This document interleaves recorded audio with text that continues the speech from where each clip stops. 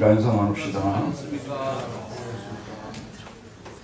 어제 저녁에 항저우 아시안게임에서 우리나라 배드민턴 그 어마어마한 그 선수가 출연했죠. 또 야구도 너무 잘해서 그냥 강력하게 또 이기고, 권 지사님 너무 성령 충만해 보이십니다. 저도 좋아하고 우리 권 지사님도 운동을 좋아하셔가지고 축구를 제가 봤는데 그 이영표 해설위원이 그러더라고요. 본래 먼저 한 골을 일본하고 할 때 먹으면 역전을 시킨 예가 없었대요. 자기 끝까지 이야기를 하지 않았는데 그런 적이 없었대요. 그런데 어제는 두 골을 넣어가지고 이기게 돼서 우리 국민들이 정말 행복하게 주무셨겠구나 그런 생각을 했어요. 그리고 저 자신도 깜짝 놀랐어요. 우리 한국 선수들이 정말 이렇게 잘할 수 있냐. 우리 황씨들이 축구를 잘하더라고요. 진짜요. 어제도 그 수비 선수 황제 누구더라고요. 그 친구가 아주 잘하던데요. 발견이라고 그러더라고요. 어쨌든 일본한테 이기면 언제나 좋죠. 아픈 역사를 가지고 있기 때문에 그러겠죠. 여러분, 우리는 그 일제 통치를, 무단 통치, 강압 통치 받을 때 그때 살지 않아서 가끔씩 저 그런 생각해요. 저는 지금 너무 좋은 시대에 살고 있다. 우리나라 역사에서 어려운 때가 정말 많았거든요. 근데 지금같이 이렇게 편안하게 살 때도 별로 없었던 것 같아요. 그 당시 만약에 살았을 때 그 당시 사람들한테 누가 그런 질문했다고 생각합시다. 뭐 당신 소원이 뭐냐고 물어보면 이 강압 통치에서 해방되어서 빨리 고국으로 돌아가서 거기서 농사도 짓고 거기서 예전 생활 회복하고 싶습니다. 이렇게 얘기했겠죠. 여러분, 6세기, BC 6세기죠. 기원전 6세기에 포로로 끌려와서 바벨론 땅에서, 이라크 땅에서 살고 있었던 그 사람들에게 물어봐도 그랬을 것입니다. 자, 근데 이게 이제 하루 이틀도 아니고 많은 세월이 계속되면 사람들이 절망하게 되어 있거든요. 여러분, 우리도 가끔 그러잖아요. 뭐 하나님을 한번 정식으로 믿어보려고 하고 제대로 좀 한번 믿어보려고 하는데 자꾸 시간이 지나도 하나님께서 내 소원을 전혀 들어주시지 않은 것 같고, 뭐 계신지 안 계신지도 모르겠고 간섭도 안 하시는 것 같고, 그러면 다 절망하거든요. 이스라엘이 그랬을 겁니다. 그런데 예레미야 선지자를 보내셔서 하나님께서 그들에게 자꾸 좋은 말씀을 들려주시는데, 물론 안 좋은 말도 하지만 좋은 말씀을 들려주시는데 너희들을 다시 세워주시겠다는 이 말씀을 이제 말씀하시는데, 오늘 4절과 5절에 보면 이 보십시오. 여러분, 처녀 이스라엘아, 내가 다시 너를 세우리니 내가 세움을 입을 것이요 내가 다시 소고를 들고 즐거워하는 자들과 함께 춤추며 나오리라. 내가 다시 사마리아 산들의 포도나무들을 심는 때 심는 자가 그 열매를 따기 시작하려. 몇 번 나옵니까? 다시가? 몇 번 나와요? 3번 나옵니다. 근데 우리말 성경에서는 이제 그 어순상 이게 처녀 이스라엘에 내가 다시 이렇게 나오는데, 이 히브리어는 4절과 5절이 다시 오드라는 히브리어 강조부사가 오드가 앞에 한번 나오고, 두 번째도 다시 내가 소고를 들고 나오고, 세 번째 5절에서도 오드 다시 내가 사마리아 산들의 포도나무를 심을 때, 이렇게 강조부사 3번을 반복하는 이유가 뭐겠습니까? 반드시 그렇게 하시겠다는 강력한 의지를 나타내 보이고, 이로 인해서 깊은 좌절과 상심에 빠져있는 사람들을 다시 회복시켜 주시고자 하시는 하나님의 뜻이 담겨 있겠죠. 자, 예레미야서를 읽어보면요, 1장부터 29장까지는 주로 하나님께서 때려 부순다는 말씀을 계속 주세요. 저희들도 성경 읽기 하는데 뭐 이런 말씀들 대하면은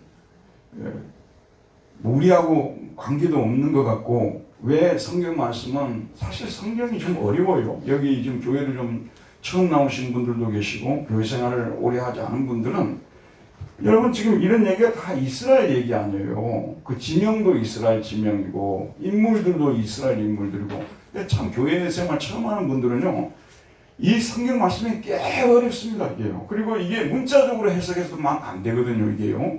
이 문자 속에 또 깊은 뜻이 또 들어있어요. 그러니까 성경이 사실은 어려운 책입니다.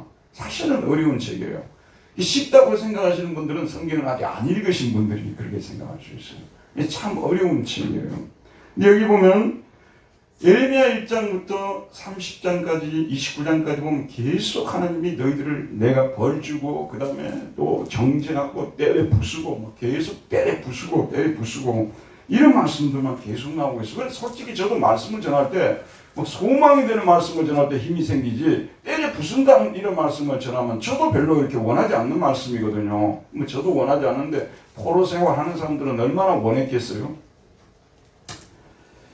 근데 하나님께서 오늘 말씀을 통해서 때려 부수는 이유가 내가 다시 너희들을 세우기 위해서다. 정말다 정말. 절대 거짓말 아니다. 때려 부수는 목적이 두 가지잖아요. 다시 원래 이거는 자녀를 사랑하는 부모만 이렇게 할 수 있어요. 남들은 때려 부수면 진짜 때려 부수거든요. 근데 부모는 세우려고 때려 부수잖아요. 하나님 부모의 심정으로 이들을 때려 부수는 일이에요. 근데 진짜 여러분 새로운 건물을 짓기 위해서는 때려 부수는 일이 먼저 빌딩으로 우리가 비유를 하자면 때려 부수는 일이 먼저 일어나야 돼요. 아니 저는 외국에서 목회를 했잖아요. 그 유학생들이 많이 유학을 왔는데 별의별 사람들이 다 와요. 근데 한 친구는 건축을 전공하러 왔다고 그러더라고요. 그래서 내가 물어봤어요. 그럼 당신 건축에 뭘 전공할 거냐? 요즘은 건축학과가 별로 그렇게 크게 인기는 없대요. 근데 저희들 때는 한때는 건축학과 이게 굉장히 인기가 있었어요. 뭘 전공할 거냐 하니까 건물 폭파가 자기 전공이래요. 건물 폭파하는 거. 저는 태어나서 그런 얘기 처음 들었어요. 건물을 세우는 것이 이게 건축학과가 해야 할 일이지 폭파하는 것이 전공이 될 수 있느냐 그런 생각인데 자기는 폭파하는 게 전공이래요. 그래서 가만히 그 말을 듣고 생각을 해보니까 일리가 있는 얘기더라고요. 정말 안 되는 건물은 폭파를 해버려야 되잖아요. 그리고 나서 새로 지어야 되잖아요. 웬만한 건물이면 그냥 수선하죠. 수리하죠. 그죠 여러분?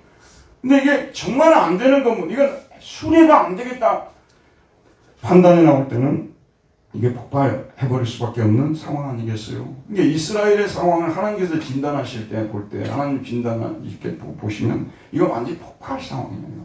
그냥 수습만 해서 될 상황이 아닌 것입니다. 완전히 이 사람들은 땅바닥에까지 완전히 끌어내려놓고 다시 세워줘야 될 사람이다 이런 판단을 하게 되었다는 것입니다. 그래서 예레미야 30장 때는 이스라엘의 회복을 말씀하시는 이 장들도 읽어보면 중간중간 아주 두렵게 하는 말씀들이 들어가 있어요. 이게 여기 30장부터는 다 좋은 말씀 나오고 31장 31절에는 새 언약이 나온다고 제가 말씀드렸죠. 사실 새 언약은 이제 다음 시간에 말씀드리겠습니다만 어마어마한 언약입니다. 이 관계를 이해해야만 복음을 제대로 이해한 거예요. 그런 좋은 말씀을 준비해놓고 계시는데 중간중간 30장에서도 31장에서도 아주 들으면 기분 안 좋은 그런 말씀들을 하나님 하시는데 30장 6절에서 7절 보면 여호와께서 이와 같이 말씀하시되 우리가 무서워 떠는 자의 소리를 들으니 두려움이요 평안함이 아니로다. 너희는 자식을 해산하는 남자가 있는가 물어보라. 한번 물어보세요. 자식을 해산하는 남자가 있을까요? 어찌하여 모든 남자가 해산하는 여자같이 손을 자기 허리에 대고 모든 얼굴이 겁에 질려 새파래졌는가? 원하지 않습니다만은 어제 저녁입니까? 그 하마스 쪽에서 이렇게 또 이스라엘을 공격해서 이스라엘이 반격에 가가지고 지금도 뭐 많은 지금 사상자들이 나오고 있지 않습니까? 이런 일이 일어나게 되면 진짜 남자들 중에서도 여자들 애기 놓는 여자들처럼 새파랗게 되어 있는 사람들이 나올 수밖에 없을 것입니다. 그런 일이 일어난다는 게 엄청난 일이 일어난 거죠. 12절 15절을 보면 30장 여호와께서 이와 같이 말씀하시니라 내 상처는 고칠 수 없고 내 부상은 중하도다. 중상을 입었다는 거예요. 내 송사를 처리할 재판관도 없고 내 상처에는 약도 없고 처방도 없도다. 너를 사랑하던 자가 다 너를 잊고 찾지 아니하니 이는 네 악행이 많고 네 죄가 많기 때문에 나는 네 원수가 당할 고난을 네가 받게 하며 잔인한 징계를 내렸도다. 제가 어제 저녁에 감기기가 좀 있더라고요. 근데 별 걱정을 안 했어요. 제가 너무나 사랑하는 타이레놀이 막 옆에 있으니까 딱 쳐다보니까 힘이 생기더라고요. 그래서 타이레놀 딱 먹고 잤더니 아니나 다를까 회복이 됐어요. 그런데 한번 생각해 보세요. 지금 뭐 우크라이나도 마찬가지고 또 지금 이 팔레스타인 이쪽도 지금 그렇고 이 고칠 약이 없을 때 얼마나 상실이 될까요? 예, 병원에 어머니나 아버지나 또는 자녀들을 데리고 갔는데 진단해 보더니 이 병은 절대 고칠 수 없는 병입니다. 약도 없습니다. 이런 진단을 받는다면 사실 얼마나 고통스럽겠습니까? 근데 하나님이 딱 지금 이렇게 진단하고 있는 거예요. 이스라엘의 상태가 심지어는 바벨론에 끌려와서 벌을 받으면서도 회개를 안 하는 거예요.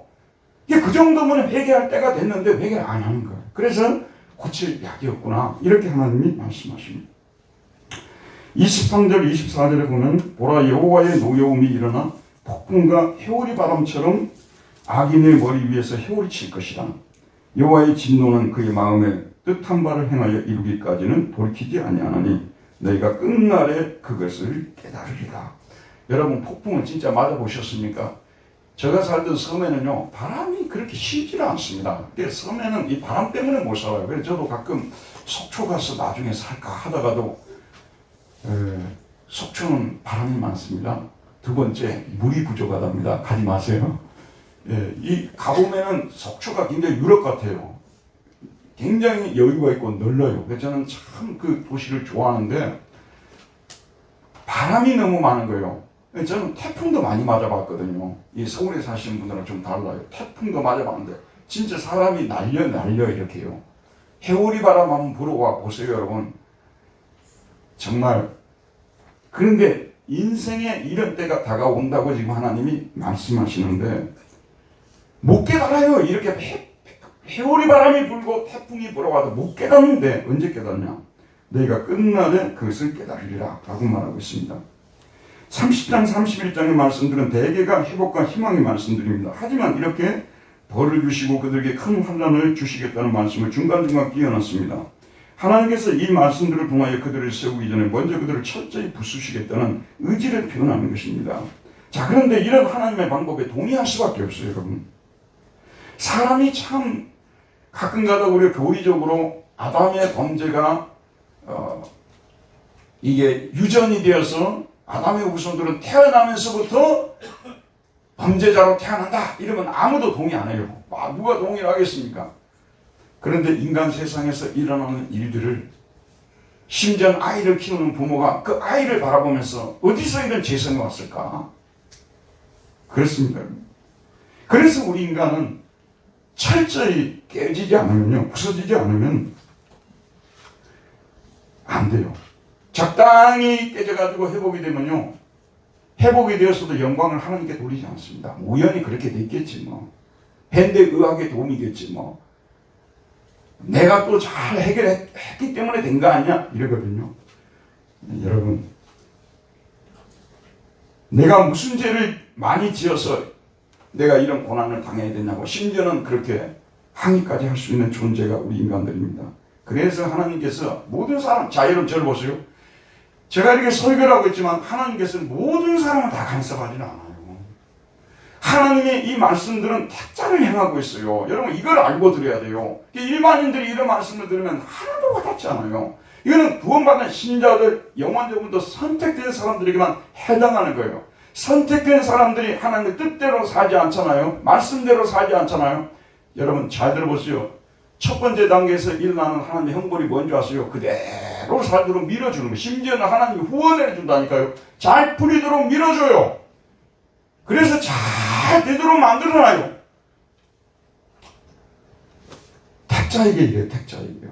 그러나 하나님은 택자를 사랑하기 때문에 나중에는 다 붕괴시켜버립니다. 건물을 폭파하듯이 우리가 이루어놓은 것들은 할 수 없는 거 다 가져가 버리는 거예요. 건강 하나 그만 가져가 버려도 여러분 뭘 남는 것이 있어요? 우리가 그렇게 많은 걸 이루어놓은 것 같지만 내 건강 하나 가져가 버리면 뭐 남는 게 있냐 그 말이에요. 하나님께서 그렇게 하셔요. 왜냐하면 누구에게만? 사랑하는 자녀에게만. 그래서 그렇게 하신 목적이 철저히 자신의 죄를 인정하고 회개하도록 하기 위함인데, 오늘도 우리 김기동 장로님이 기도를 했습니다만 우리 인간이 얼마나 참 연약한 존재냐면 내가 얼마나 교만한지 몰라요. 여러분 우리도 서로에 대해서도 몰라요. 또 나 자신도 몰라요. 내가 얼마나 교만한지. 우리가 그런 존재로 살아가고 있어요. 저도 교인들한테 설교할 때 좀 겁이 나요. 왜냐하면 내가 교인들보다 더 교만할 수가 있거든요. 그건 내만 모를 수 있는 거예요. 인간이란 존재가 이런 존재입니다. 누구도 이 앞에서 다 부정할 수가 없어요. 우리는 언제 내가 교만했는 줄 아십니까? 깨지고 나서, 얻어맞고 나서 알게 된 그게 인간이에요, 인간. 그래서 하나님이 자기를 구원하고자 하는 사람들은 철저히 요한같이 부수고 깨뜨린다는 말씀이 되겠죠. 다시 세우시기 전에 일어나는 현상이에요. 근데 이게 이제 우리 택자들이 말씀을 볼 때 우리에게 소망이 드는 게 뭐냐면요. 하나님은 우리에게 죽으라고 깨뜨리잖아요. 지금 뭐 강서구 구청장 이게 선거를 한다고 하잖아요. 자기네 당에서도 서로 정치적 야심을 가진 사람들이 막 서로를 죽이려고 하는 거예요. 진짜 죽이려고 하는 거예요. 가짜로 죽이는 게 아니에요. 우리는 가끔가다 낭만적으로 보거든요, 거기를요. 근데 쟤가 죽어야 내가 사는 거거든요. 쟤를 죽이려고 하는 거예요, 진짜로요. 근데 우리 하나님의 교회는, 여러분, 제가 일부러 이런 말씀드리는 게 성경이 그러니까 말씀드리는데요. 하나님이 일부러 죽이려는 사람 아무도 없어요. 여러분, 아멘 합시다. 우리 교회는 그런 사람 없어요. 왜냐하면 하나님 우리 모두를 사랑하시기 때문에. 정치계에서는 진짜로 죽이려고 하지만 우리 하나님은 절대로 우리를 진짜로 죽이려는 마음이 없어요. 저도 교인들에게 때로는 마음 아픈 설교를 합니다만 저까지 것이 무엇인데, 제가 무엇이 한데 제가 그런 설교할 자격이 있습니까? 여러분? 한번 생각해 보세요. 하나님의 말씀이기 때문에. 그리고 솔직하게 말씀드리면요, 제가 이 교회에 있다가 떠나면 그냥 예전에 좀 갈등을 겪고 그런 것도 아무것도 그냥 순간적으로 그냥 사라져버려요. 그렇기 때문에 우리 교회 안에서 일어나는 일은 하나님의 사랑의 행위 속에서, 의도 속에서 다 일어나는 것이기 때문에 사냥 깨뜨린다는 이런 말씀을 들을 때도 우리는 소망을 가지고 들을 수 있는 겁니다. 아멘. 자, 그래서 이제 하나님이 세우시겠다는 약속을 하시면서, 자, 여기서부터 하나님이 세우시는 그 목적, 그 다음에 방법, 그 다음에 그 내용, 이런 것들이 오늘 우리가 읽은 구절에 자세히 나와 있는데, 이걸 이제 조금만 문자적으로 읽어보면 잘 이해가 안 돼요. 근데 제가 이제 설교자가 필요한 게 조금 도와주기 위해서, 첫 번째, 하나님이 그들을 뭐 하기 위해서 다시 세워주냐? 모든 종족의 하나님이 되고 그들로 하여금 하나님이 백성이 되도록 하기 위해서.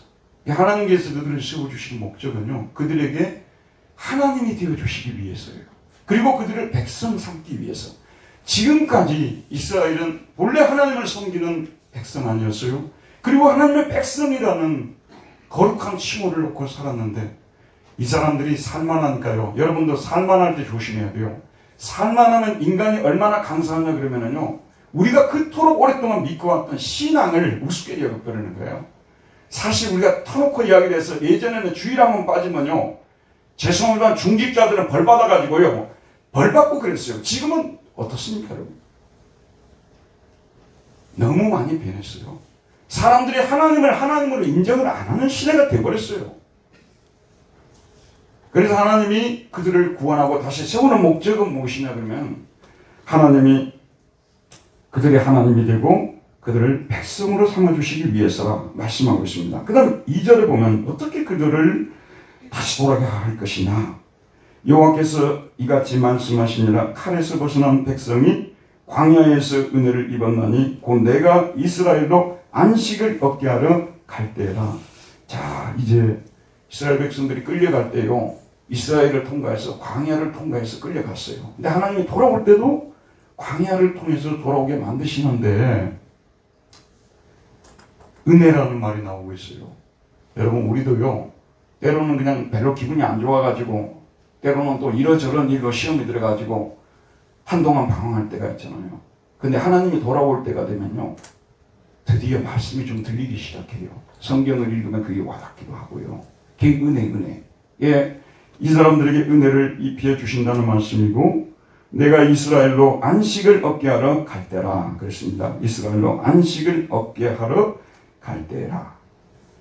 쉬지 못했던 그들을 쉬게 하시겠다고 말씀하고 있고, 3절에 보면 이쪽에 여호와께서 나에게 나타나서 내가 영원한 사랑으로 너를 사랑하기에 인자함으로 너를 이끌었다 하였노라. 요즘 쓰는 말로 러블리하게, 카인들리하게 그들을 이끌어 주실 것이라고, 그렇게 돌아오게 하실 것이라고 약속해 주십니다. 그리고 나서 아까 4절 5절 처녀 이스라엘아 내가 다시 너를 세우리니 내가 세움을 입을 것이요 내가 다시 소고를 들고 즐거워하는 자들과 함께 춤추며 나오리라. 여러분 돌아오는데요 환송식이 있어야 되잖아요. 하나님이 그 이스라엘에 남아있던 사람들 있잖아요. 이 사람들을 전부 밴드를 조성을 해가지고 환송식을 하면서 그들로 돌아오게 만들 것이라고 말씀하고 있습니다. 그 다음에 5절 봅시다. 네가 다시 사마리아 산들의 포도나무들을 심을 때 심는 자가 그 열매를 따기 시작하리라. 자, 이제 돌아왔다고 생각합시다. 하나님이 돌아오시겠다고 했어요. 다시 세우겠다 하셨어요. 그래서 이스라엘 땅을 다시 데려왔어요. 근데 아무것도 못하게 하고 거기에 그냥 뭐 거제도 수용소처럼 가다만 놓고 있으면 어떻겠어요, 여러분? 그런데 하나님께서 그들이 전에 하던 농부면 농부, 목자면 또 목자, 이렇게 자신들이 하던 일들을 다시 하게 하시겠다고 약속하고 계십니다. 그 다음에 6절을 보면 에브라임 산 위에서 파수꾼이 외치는 날이 이를 것이라. 이르기를 너희는 일어나라 우리가 시온에 올라가서 우리 하나님 여호와께로 나아가자. 예배를 회복시키겠다는 말씀이에요. 이 예전에 예배를 드리려 하면은 예배 시간이 되잖아요. 그러면 혹시 여러분 유럽 여행 가보신 분들은 보셨겠습니다만 종을 칩니다. 교회에 종을 쳐요. 이게 크게 치는 종도 있고 또 좀 작게 치는 종도 있는데 그걸 통해서 그 도시에 사는 사람들에게 예배 시간이 되었음을 알리는 거예요.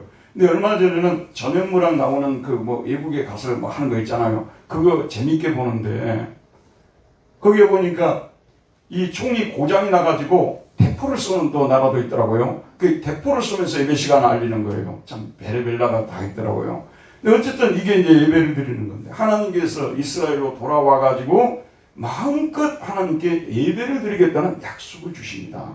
여러분 오늘 우리가 특별한 방해 없이 이렇게 나와서 예배를 드릴 수 있다는 것에 대해서 다시 한번 감사하시길 바랍니다. 우크라이나 사람들은 쫓겨갔던 땅에서 예배를 드리고 싶어도 드리지 못하고 지금 하마스하고 이스라엘하고 싸우고 있는데 이 예배를 드리고 싶어도 드릴 수 없는 환경이 우리 시대는 아직도 우리가 그런 게 나타나지 않았다는 거 참 우리가 감사할 일이죠. 예배를 마음껏 드리는 게 구원을 누리는 거예요, 여러분. 그렇게 해주시겠다고 약속하고 계십니다. 그 다음에 7절에 보면 여호와께서 이와 같이 말씀하시니라. 너희는 여러 민족의 앞에 서서 야곱을 위하여 기뻐해 치라. 너희는 전파하며 찬양하며 말하라. 여호와여 주의 백성 이스라엘의 남은 자를 구원하소서. 여러 민족 앞에서 하나님께서 이스라엘 백성들을 구원하시기 시작했고 이제 그 남은 자까지도 구원할 것이다. 이렇게 외치라고 말씀하고 있습니다. 8절에 보라면 보라 나는 그들을 북쪽 땅에서 인도하며 땅끝에서부터 모으리라. 그들 중에는 맹인과 다리 저는 사람과 잉태한 여인과 해산하는 여인이 함께 있으며 큰 무리를 이루어 이곳으로 돌아오리라. 자, 이스라엘의 구원에 생각지 못했던 측면이에요. 하나님께서 바벨론 땅에서 그들을 다시 이스라엘로 돌아오게 하시는데 돌아와 있으니까 사실 그 땅에 인구도 좀 적고 해야 할 일들이 많을 거 아니에요? 근데 이방인들이 막 몰려오는 거예요. 대한민국의 역사를 한번 생각해 봅시다. 외국인들이 이렇게 많이 몰려와가지고 우리나라 사람들이 하기 싫어하는 일들을 해줄 시대가 도래할 것을 한 번이라도 생각해 보신 적이 있으십니까? 솔직히 저는 생각해 본 적이 없거든요. 우리나라에 이렇게도 많은 외국인들이 와가지고 우리가 하기 싫어하는 일들을 주로 하잖아요. 지금 농촌이라든지 어촌이라든지 이런 데는 그 외국인이 없으면 생선을 잡을 사람이, 고기를 잡을 사람이 없어요. 농사를 지을 사람이 됐잖아요.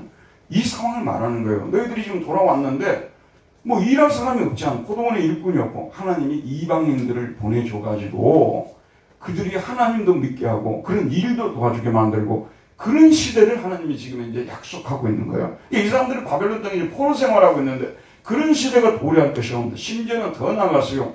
그들이 돌아올 때 울며 돌아오리니 9절에 보면 그들이 울며 돌아오리니 나의 인도함을 받고 강구할 때에 내가 그들을 넘어지지 아니하고 물 있는 계곡에 곧은 길로 가게 하리라. 나는 이스라엘의 아버지요 에브라임은 나의 장자니라. 울며 돌아오겠다. 그게 그 사람들이 지금도 그런 사람, 저 친구 목사님도 태국에서 선교하시다가 지금 그 태국인 교회를 하고 있는데요. 태국 교회를 하고 있는데 그 북쪽에 있는 강북 쪽에 있는 태국인들이 연합해서 집회도 하고 있는데 그 친구들이 여기 와서 예수를 많이 믿는 거예요. 심지어는 그들이 돌아가가지고 여기서 예배당을 짓고 예배를 드리고 이런 일을 하고 있어요. 그들이 이곳에 울며 돌아오고 있다는, 그냥 일하러만 돈만 벌려고 왔던 사람들 아니에요? 근데 지금 하나님을 믿고 이런 역사가 일어날 것이다. 외국인들이 너희들 이스라엘 땅에 노동하러 왔다가 그들이 하나님을 믿고 구원을 받는 그런 은혜까지 임할 그런 때가 올 것이라고 약속하고 있어요. 10절에 보면 이방들이여 너희는 여호와의 말씀을 듣고 먼 섬에 전파하여 이르기를 이스라엘의 흩으신 자가 그를 모으시고 목자가 그 양떼에게 향같이 그를 지키시로다. 이 사람들이 와가지고 무슨 소문을 퍼뜨리냐 그러면 자기 나라에 돌아가가지고요. 이스라엘 전에는 완전히 바벨론에게 멸망을 당하였고 완전히 폭삭망했는데 하나님이 은혜를 베풀어서 이 나라 사람들 다시 돌아와가지고 다시 농사를 짓기 시작하고 다시 어업을 하고 다시 공장을 짓고 해가지고 놀라운 부흥을 일으켰다고 자기 나라에 돌아가가지고 이 사람들이 선전하게끔 그렇게 하나님이 만들어주실 것이라고 약속하고 있어요. 11절에 보면 여호와께서 야곱을 구원하시되 그들보다 강한 자의 손에서 속량하셨으니 그들이 와서 시온의 높은 곳에서 찬송하며 여호와의 복 곡식과 포도와 기름과 어린 양의 떼와 소의 떼를 얻고 크게 기뻐하리라. 그 심령은 물된 동산 같겠고 다시는 근심이 없으리로다 할지니라. 저는 6.25를 겪은 사람은 아니잖아요. 근데 6.25를 겪으신 분들은 우리가 누리고 있는 이 시대의 이 복을 사실 말은 안 하고 지내서 그러지 말할 수 없이 기뻐하실 것입니다. 저는 6.25를 경험하지 않았기 때문에 하기야 저도 뭐 60년대를 살았잖아요. 70년대도 살고요. 너무 어렵게 살았거든요. 우리 마을에서 우리 집이 제일 가난했어요. 왜냐하면 저 바깥에서 들어갔기 때문에 그 바다에는 가면 바다 땅이 다 자기 땅이 있어요. 농사만 그런 게 아니에요. 바다로 가면 자기 땅이 다 있는데 본토배기들이 거기 좋은 땅을 다 차지하고 있어요. 그러니까 우리는 들어가게 되면 이 김을 하는 마을이었는데 김도 안 되는 저 바깥에 조금의 땅을 주거든요. 그 되지도 않아요. 주로 이제 나무집 일하러 다니고 그렇게 살았던 거죠. 근데 하나님께서 이스라엘 백성들이 돌아와가지고 농사를 지으면 농사가 잘 되게 만들고 어업을 하면 어업이 잘 되게 만들고 해서 갑자기 부강한 나라를 만들어 주시겠다는 거예요. 그런 복을 하나님께서 오늘 그래서 사람들이 너무나 기쁜 거예요. 그래서 그 심령은 물된 동산 같겠고 다시는 근심이 없으리로다. 솔직하게 제가 말씀드려볼게요. 두 가지가 있어요. 우리나라도 보게 되면요. 솔직히 우리나라에서 이렇게 잘 살고 올림픽 금메달도요. 아시안게임 금메달도요. 사실 국력 순서대로 따는 거예요. 중국은 인구가 워낙 많으니까 그 친구들은 인간이 아니문이다 사람들이에요. 그 뭐 200개를 땄더라고요. 그리고 나서는 일본이 2등, 우리나라 3등 아니에요. 이게 뭐 거의 국력 순서예요. 그리고 레슬링에서 한 종목도 못 땄죠. 권투 뭐 거의 못 땄죠. 이게 옛날에 이건 배고플 때 하는 스포츠거든요. 우리 안 하는 사람들 안 하는 거예요. 수영 고급 스포츠죠. 이거 그다음에 이거 스키 이런 거 고급 스포츠 이런 거에서 이제 우리나라 사람들이 많이 따는 거예요. 그만큼 우리나라 국력이 이렇게 말하자면 좋아졌다는 거 아니겠어요? 높아졌다는 것이죠. 그러니까 한편으로 보면은 너무 잘 살아서 이렇게 잘 사는데 신앙생활 하기가 참 어려운데 목사들은 근심이 많아요. 솔직히요. 이런 시대가 요즘은 또 노는 날도 왜 이리 많아요. 지난번에 그렇게 많이 놀았으면 되지 10월 또 9일날 한글날 또 놀아야 되냐 그 말이에요. 또 논다 그러니까 또 사람들의 마음이 또 왔다 갔다 하다가 몇 가정이 또 나갔어. 이런 거는 솔직히 좀 근심, 염려가 돼요. 근데 또 한편으로는 우리 역사에서 우리가 이렇게까지 좀 이렇게 누려본 적이 언제나 있었겠느냐. 그래서 우리 어르신들이 좀 누려보고 싶은 마음이 들겠다는 생각도 좀 들어요. 그건 저도 충분히 이해가 가요. 근데 또 저는 목회를 하다 보니까 성도들이 영혼이 또 염려가 되니까 왜냐하면 또 잘 먹고 잘 살고 이게 아무것도 아니거든요. 병들면 끝이거든. 그러니까 우리에게 또 영원한 세상이 있기 때문에 신앙생활을 잘 시켜야 되겠는데 이런 거는 또 제가 걱정이 되고 한 가지가 좋으면 항상 한 가지가 안 좋은 게 아니에요. 이 세상 일이라는 것이. 그래서 어쨌든 그런 세상이 올 것. 그리고 심령은 물된 동산 같겠고 다시는 근심이 없으리로다 할지어다. 그때 처녀는 춤추며 즐거워하고 청년과 노인은 함께 즐거워하리니 내가 그들의 슬픔을 돌려서 즐겁게 하며 그들을 위로하여 그들의 근심으로부터 기쁨을 얻게 할 것이다. 전 세대에 거쳐서 세대 간의 격차를 다 이게 물리치고 모든 세대가 어우러져 하나님께 찬양하고 기뻐할 그날이 온다는 말씀이죠. 14절 내가 기름으로 제사장들의 마음을 흡족하게 하며 내 복으로 내 백성을 만족하게 하리라. 여호와의 말씀이니라. 여러분 저를 보세요. 너무너무 하나님께 불순종하는 시대에는요, 이 제사장들, 목사들도 마음이 좋을 수가 없어요. 많은 성도들이 좀 하나님께 순종하고 막 하나님을 기쁘게 하려고 하고 막 목사가 감동이 되도록 하게 되면 막 즐거워 춤을 추고 다니죠. 그런데 말씀을 전해도 기별도 없고 그냥 순종도 안 하고 세상에 가서 자기들 마음대로 살아버리고, 솔직히 이렇게 되면 얼마나 고통스럽겠습니까? 그래서 너무 많은 고생을 했어요. 근데 하나님이 그때가 되면은 내가 기름으로 제사장들의 마음을 흡족하게 하며 내 복으로 내 백성을 만족하게 하리라. 여호와의 말씀이니라. 그때는 제사장들이 또 사실은 농사도 안 되고 뭐 업도 안 되고 아무것도 안 되니까 다 굶고 살았던 거예요. 근데 이제는 백성들이 농사도 잘 되고 막 이렇게 하니까 11조를 내기도 하고 해서 목사들도 제사장들도 기름으로 마음이 흡족해지고 또 백성들에게는 복을 넘치게 해주시는 이런 시대가 도래하겠다고 말씀하고 있는데, 자 여러분 저를 보시기 바랍니다.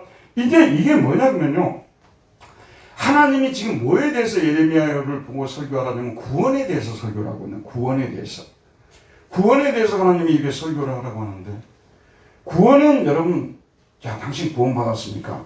예, 구원받았습니다. 예, 구원받아서 어떻게 됐습니까? 죄와 사망과 마귀로부터 풀려났습니다. 이걸 소극적 구원이라고 해요. 이게 소극적 구원이에요. 무엇으로부터의 구원, 이게 소극적 구원이에요. 죄로부터, 마귀로부터, 죽음으로부터 풀려나는 것, 이것이 구원의 소극적 차원입니다. 근데 구원은, 이거는 50%만 구원이지 나머지 50% 구원의 적극적인 차원이 있는 거예요. 우리가 구원론을 배우게 될 때 이 부분을 정확하게 정돈하지 않으면 예수를 믿고 나서도 재미없는 그런 신앙생활이 되어버리는 거예요. 하나님이 우리를 구하는 것은 이집트에서, 지금 바벨론에서 끄집어낸 그 정도가 아니라 다시 본토로 돌아와가지고 제가 위에서 드렸던 이 말씀대로 하나씩 예전에 하던 일들을 회복시켜 주시고, 자, 우리가 코로나로 인해서 어려움을 겪었죠. 이제는 코로나 끝나서 우리가 코로나 끝난 후에 제일 많이 썼던 말이 뭐냐면요, 일상을 잃어버렸다. 이제는 일상을 회복하게 됐다. 이거 아니에요. 구원의 적극적인 차원은 뭐냐 그러면 다시 돌아와가지고 자기가 하던 일도 하고, 그 다음에 예배도 마음껏 하나님께 드리고, 이해하시겠죠? 그 다음에 전 세대가 어울려서 하나님께 찬양을 드리기도 하고, 또 전도도 하고 선교도 하고 성도의 교제도 나누고, 또 이렇게 함께 모여서 예배도 드리고, 또 오후에 같이 점심도 같이 먹고 서로를 위해서 기도도 해주고, 그리고 하나님의 은혜로 모든 가정들이, 예수 믿는 모든 가정들이 여러 가지 슬프고 고통스러운 자신의 삶 속에 일어나는 그런 것들을 또 이기고 점점 회복이 되어져 나가고, 저 집사님, 저 성도님 작년만 해도 너무너무 어려웠는데 올해 보니까 많이 회복이 됐네. 이렇게 하면서 모든 가정들이 점점, 물론 성품적인 면에서는 예수 그리스도를 닮아가는 모습이 나타나고, 그 다음에 자신들이 하는 일들 속에서도 세상적인 성공은 아니라 할지라도 씨를 뿌리면 또 거두게 만드시고, 그것을 통해서 또 가족끼리 행복을 누리고, 또 심지어는 이웃에게, 어려운 이웃들에게 나누어줘서 그들을 또 회복시켜주고, 이해하시겠죠 여러분? 이게 구원의 적극적인 차원이거든요. 그래서 당신이 구원받았습니까 할 때는 이 두 가지가 다 같이 나타나줘야만 이것이 구원받았다는 말을 쓰는 거예요. 이걸 전인적 구원이라는 말을 쓰지 않아요. 우리 영혼만 구원하는 분이 아니라는 말씀이죠. 우리 육체도 구원하시고, 우리가 하는 모든 일들이 의미를 갖게 되고, 그 모든 일들에서 재미를 느끼게 되고 행복을 느끼게 되고, 그런 일들을 통해서 서로를 도와주고 위에 계신 하나님께 영광을 돌리고, 이게 말하자면 구원의 적극적인 차원입니다. 구원에 있어서는 반드시 이 적극적 차원이 이루어져야 돼요. 근데 지금 이 구원의 이런 말이, 자 들어봅시오. 이게 역사적으로 보게 되면 실제로 바벨론에서 수룹바벨, 여러분 잘 아는 에스라, 느헤미야 이런 지도자들을 중심으로 이스라엘이 돌아와서 실제 본토에 와가지고 농사도 짓고 이 예레미야 말씀에 응했어요. 맞죠 여러분? 이게 1차적으로 응했어요. 하지만 이들이 또 불순종해가지고 결국은 성전이 무너지고, 그들이 결국은 하나님의 징벌을 받아서 400년 동안이나 계시가 끊기게 되고, 400년 후에야 하나님께서 이스라엘 백성들 이 에레미야 이 말씀을 성취하기 위해서 예수 그리스도를 보내시고 예수 그리스도께서 십자가에 죽으시고 부활하심을 통해서 그 피를 통해서 우리의 죄를 용서받게 만드시고, 자 여러분 보세요. 1차적으로는 에레미야 예언이 스룹바벨이나 이 사람들을 통해서 BC 450년경에 이루어졌어요. 근데 이게 얼마 안 가서 다시 사라져 버렸어요. 이거는 어느 시대를 사실 내다보고 주신 예언이냐면 메시아의 시대를 내다보고 주신 예언이에요. 예수 그리스도를 보내셔서 여러분들을 온전히 구원해 주실 것이라는 것을 에레미야 이 약속이 응할 것이라고 약속해 주셨는데, 실제 예수님을 보내주셔가지고 이 약속이 임하게 하신 거예요. 예수 그리스도를 믿음을 통해서 유대인들 중에서 돌아오는 사람들이 있고 이방인들 중에서 돌아오게 된 거예요. 그러면 누구든지 예수를 믿는 사람이면 이 에레미야에 이 축복을 주신다는 말씀이죠. 그들의 죄와 죽음과 마귀로부터 구원해 주시는 소극적 구원뿐만 아니라 더 나아가서, 여기서부터가 중요합니다 여러분. 하나님이 간섭하시기를 시작하시고 특별히 성령님을 보내셔서 우리 가운데 계시게 하시고 우리를 지도하고 이끄시게 만드셔서 우리를 예수님을 닮아가는 사람들로 만들어 가시고, 그리고 오늘 에레미야에서 나오는 구원의 적적 측면들을 하나하나, 그래서 모두가 다 부자 된다는 그런 뜻이 아니에요. 그러나 우리 기독교 역사를 통해서 여러분이 아시겠습니다만은 독일의 하이델베르크 대학의 교수였던 그 막스 베버 알잖아요? 프로테스탄트주의와 자본주의 정신, 이걸 쓴 사람 아니에요. 막스 베버는 그 하이델베르크 대학 교수였거든요. 그 사람이 조사를 해보니까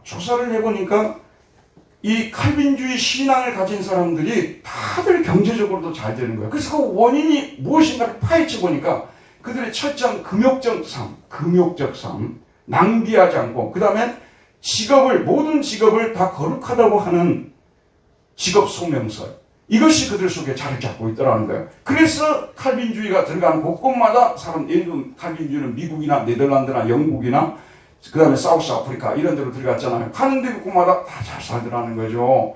제가 드린 말씀은 뭐냐면, 이런 구원의 복이 하나님께서 물질적으로 잘 살게 하는 그런 부분도 포함이 되어 있는 거예요. 그런데 이것이 모든 사람이 다 그렇게 하지는 않아요. 하나님이 너무 사랑하는 사람에게는 때로는 물질의 복을 거두어 가시기도 하십니다. 하지만은 에레미야서에 나타났던 구원의 적극적인 차원의 복들을 하나님께서 예수를 믿는 자들에게, 구원받은 자녀들에게 누리게 하시는, 그래서 일도 안 하려는 사람에게 은혜를 주셔서 이 일을 하고 싶은 마음을 가지게 만들고 성실하게 일하게 만들고, 또 일을 할 때 아무것도 아닌 것 같지만 그 일하는데 하나님이 지혜를 주시고 또 도움을 주시고, 그래서 그 일이 점점점 더 이렇게 잘 되게 만드시고, 이런 하나님이 은혜를 베푸신다는 거예요. 물론 예외적인 건 항상 있어요. 하지만은 이 에레미야 9장에 나오는, 지금 이 31장에 나오는 1절부터 14절 말씀의 적극적 구원을 하나님께서 성령을 통해서 이루어 가시는 거예요. 그 성령이 우리가 거룩한 삶을 살지 않으면 거룩한 삶을 살라고 통촉하시고 지적하시고 때로는 징계하시면서 이루어 가시는 부분도 있고, 우리가 하는 일들을 우리가 게을리하고 나태하게 살아갈 때 그렇게 하지 못하도록 열심히 살도록 우리로 하여금 건면하시고 하셔서 또 일을 열심히 하게 만들고, 그리고 우리로 하여금 예배를 소홀히 하고 예배를 드리는 것을 기뻐하지 않고 이런 것들에 대해서 성령이 굉장히 싫어요. 여러분 딴 건 몰라도요, 여러분 잘 들으세요. 모든 계명이 다 중요하고 모든 게 다 중요하지만 예배만큼 중요한 게 없어요. 하나님이 우리를 왜 선택하셨냐면요, 예배 드리는 백성 되도록 하기 위해서요. 그래서 우리 신자들이, 저는 이 말씀을 전하는 데 있어서는 두려움이 없고요, 두려워할 필요도 없어요. 예배를 소홀히 하는 사람은 가인과 같은 사람이에요. 아벨 같은 사람 아니에요. 가인과 같은 사람이고요, 잠시 형통하고 잘 된다 하더라도요, 나중에 아무것도 없어요. 저 말 그대로 믿으세요. 예배를 소중히 여기는 사람들이, 왜냐하면 이걸 위해서 우리를 구원하셨기 때문에, 어떻게 하면 예배 시간에 좀 더 나갈까, 예배를 좀 더 드릴까, 성도들 만나서 교제하고, 누가 물어보게 되면 당신 언제 제일 기쁘냐, 나 예배 드리러 가는 시간이 제일 기쁘다고. 우리 교인들 만나서 예배 드리는, 당신 어느 교회가 제일 좋냐고 물으면 어느 교회가 좋다고 말해야 될까요? 당신 어느 교회 밥이 제일 맛있냐고 물어보게 되면 또 뭐라 해야 될까요? 이걸 이제 우리가 말하는 구원이 이루어졌다는 것이거든요. 이것을 성령님께서 계속 우리로 하여금 거룩하게 만드는 일, 성도들의 교제가 풍성해지도록 만드는 일, 성도들이 하는 일 속에서 하나님께 영광을 돌리도록 하는 일, 이런 것들을 계속 성령께서 해나가는 과정 속에 있어요. 아직 우리는 온전히 이루었다 한도 아니라고 말했잖아요. 계속 그렇게 해나가는 거예요. 근데 그렇게 하지 않으면은 할 수밖에 없게끔 하나님께서 만들어 가시는 것입니다. 그래서 오늘 제가 설교 중에 말씀드렸습니다만, 하나님께서는 우리 중에 예수를 믿는 사람 중에 어느 누구도 멸망당하는 것을 원치 않습니다. 조용기 목사님이요, 대한민국 그 교회사에서 중요한 역할을 했던 분이면 사실입니다. 세계 어느 나라에 가서도 조용기 목사님 물어보면 그 사람 이름 다 아니까요. 근데 이분이 구원을 이 속적 차원, 처각 차원 이런 것들을 설명하는 과정에 있어서 우리를 예수 그리스도를 닮은 거룩한 사람으로 만들어가는 이 측면에 대해서 너무 강조를 안 한 거예요, 이분이요. 그럼 물질적으로 잘 되고 이런 건 너무 많이 강조하고요. 근데 어쨌든 저와 여러분이 알아야 될 것은 구원의 소극적 측면, 적적 측면, 이 두 가지가 다 이루어져요. 그래서 내가 교회 다니면 뭐가 달라졌느냐? 예배 열심히 드려. 그것만 가지고는 감동이 안 되겠죠. 특별히 우리가 하는 일들 속에서 우리가 하나님의 살아계심을 증거해야 될 이유가 뭐냐면 이게 전도 때문에 그러는 거예요. 우리가 하는 일들 속에서 우리가 늘 게으르게 보여요. 불성실하게 보여요. 여러분 그렇게 한다면 안 믿는 사람들이 그걸 보고 예배 잘 드린다고 교회로 오려고 하겠습니까? 그렇기 때문에 우리는 우리가 하는 일들 속에서도 성령의 도움을 통해서 지혜를 구하고 열심히 일해서 이런 일들 속에서도 또 물질이 모이게 되면 그것을 하나님께 드리고 또 그것을 가지고 선교와 전도도 하고 더 나아가서 우리 이웃에 있는 가난한 자들을 구제해서 주님의 영광을 널리 알리고 이렇게 살아가는 것이 성경이 말하는 구원인 것입니다. 이런 구원을 모두 누리시기를 주의 이름으로 축원드립니다. 은혜로우신 하나님, 오늘도 생명의 말씀을 통해서 우리와 같은 사람들 아무것도 한 것이 없지만 참으로 죄밖에 지은 것이 없지만 우리 하나님께서 은혜를 베풀어 주셔서 우리를 예수 그리스도를 통해서 구원해 주셨을 뿐만 아니라 영적으로 구원을 주셨을 뿐만 아니라 우리 육체를 통해서도 우리 하나님께서 원하시는 일을 하게 만들어서 우리에게 기쁨을 누리게 하시고 예수를 믿는다는 믿음 안에서 근심을 떨쳐버리고 살아갈 수 있게 해주신 것을 감사드립니다. 한 번 죽는 것은 사람에게 정하신 것이나 그 위에 심판이 있다고 또 말씀하셨사오나 믿는 자는 심판을 당하지 않는다고 말씀하시고 믿는 자는 우리 하나님께서 구원해 주시겠다는 약속을 주셨사오니 살아서도 감사하고 죽어서도 감사할 수 있는 우리들의 인생이 되었습니다. 우리 하나님 이 은혜에 우리 같이 감사하지 않고 살아갈 수가 있겠습니까? 날마다 감사 찬송하며 살아가는 우리 모두가 되게 하여 주옵소서. 예수님 이름으로 기도하였습니다. 아멘. 우리 찬송가를 한번 좀 바꿔서 불러보도록 하겠습니다. 303장으로 바꿔서 한번 부르도록 하겠습니다.